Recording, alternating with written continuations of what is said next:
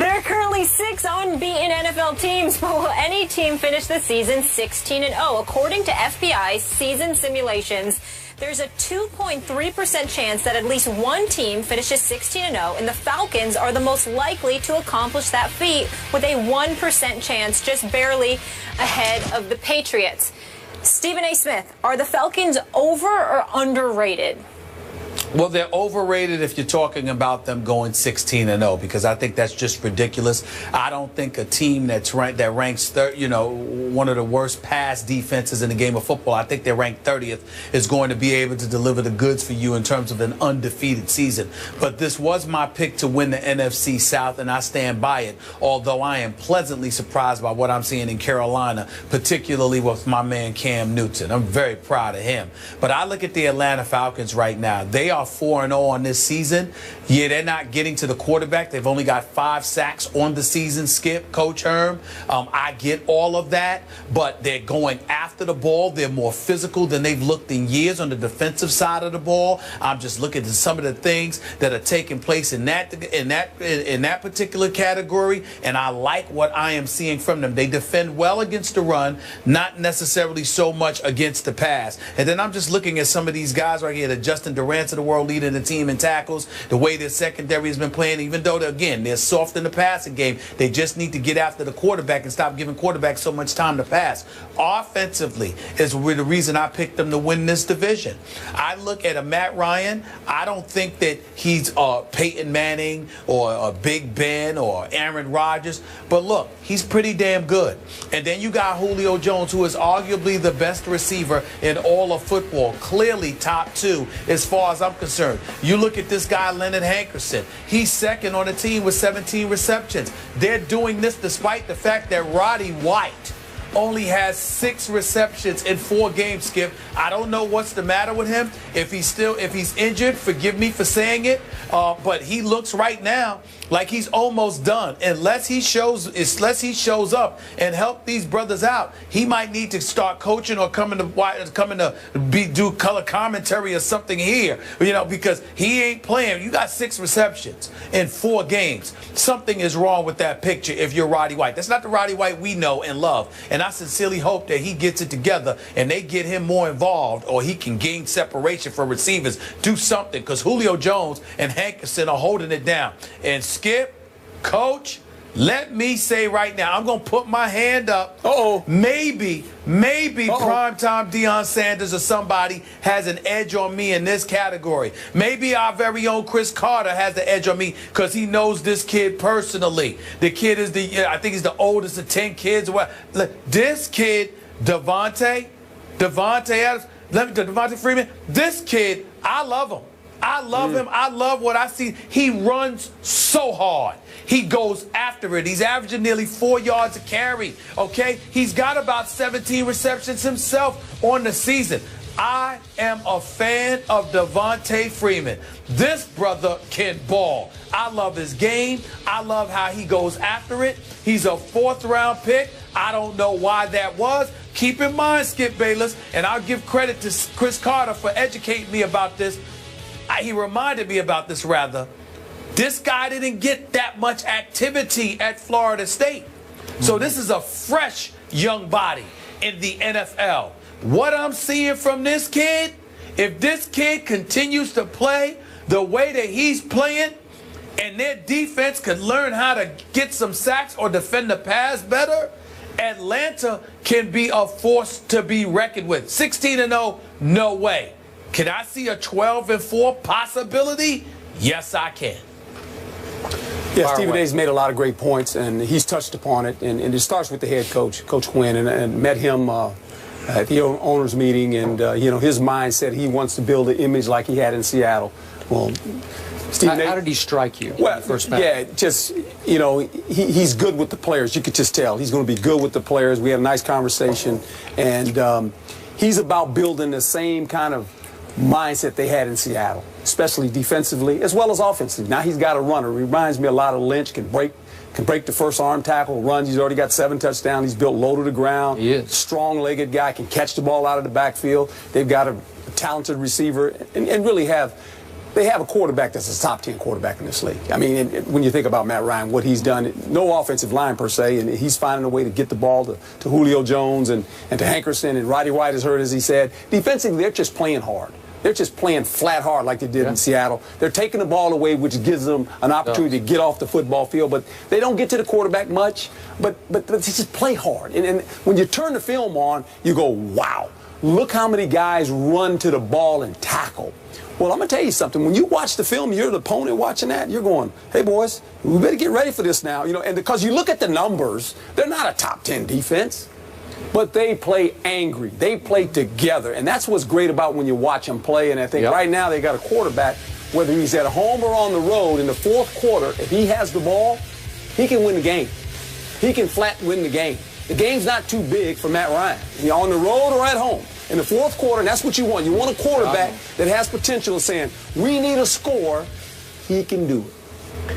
But he does have a big stud receiver that he completely trusts under any pressure situation. No doubt. I'll just throw it in that direction, and that guy's going to snatch it and run with it. That's a smart decision. Well, I get that. So let me start by giving props to my man Stephen A. Smith, because he did say before this season started he liked this Atlanta team. I don't know if he liked them quite as much as they played at the level they played, but he did like them to win the division. Yeah. Right. Okay. Right.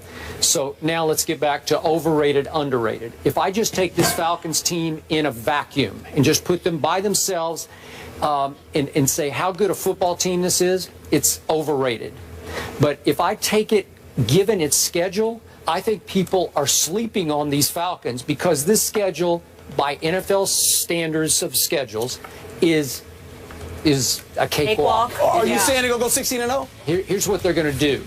They're going to go 14-2, or maybe 15-1. I give them an outside shot at 16-0 just because it looks to my eye, knowing what I know to this point, the quarter way through the season, it looks pretty easy given the fact they've got Carolina at the end of the year, home and away, with 1 week in between them. So that one game is, the one game at Carolina, it's tough. It's December 13th. Real tough. Okay, that's going to be a tough one. So if we're talking about 16-0, that would be the one you'd have to win for sure. Then they turn around 2 weeks later, December 27th, and get them back in Atlanta. Those are the two hardest games to my eye left on the schedule. Now, Stephen A. thought also that the Indianapolis Colts were going to get to the Super Bowl. They have the Colts in Atlanta. Are the Colts going to turn back into that Super Bowl contender? I don't think so. Doesn't look like it. Okay, so we can dismiss that game. All right, here's why I say they're overrated. And look, Dan Quinn, to your point, he may turn into the next star coach in this league, because I look back at what he did. He was 2 years the coordinator in Seattle. Both years they went to the Super Bowl. That's right. They won one, and they very easily could have won the second one, right? Okay. And now he's 4-0 as a first-time head coach in the National Football League. Oh, that's pretty great.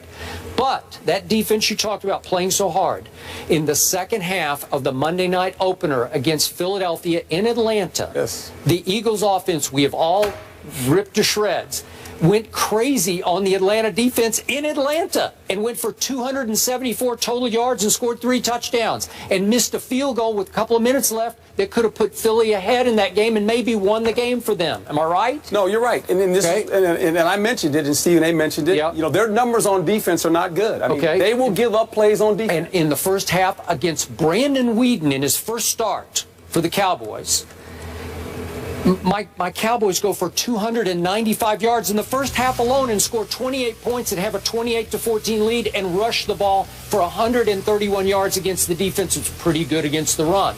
We ran wild on them in that game, and in the second half, they shut us off cold. They turned that faucet off and tightened it because we went backwards. I think we had a -4 yards rushing in the second half. So it's playing hard. It's making halftime adjustments by a coordinator in Dan Quinn who really knows what he's doing. But I can show you two halves that say they're overrated until I look at the schedule and I say, well, who's going to beat this team? This team is on track to wind up with 2 home playoff games to get to the Super Bowl. Am I right about that? Well, we just pump our brakes. You know, I've been in this league long enough and watched it long enough. It's not who you play, it's how you play the day you play. Okay. And so we can look at the schedule, and you can start looking at that schedule, say they should beat these guys, that guy. We looked at schedules in the beginning of the season. certain teams, we said, oh, this team at this point should be. And we look at it now, we're going, what happened to that team, right? So I mean, we can sit here and say that's nice shop talk, but you got to go play.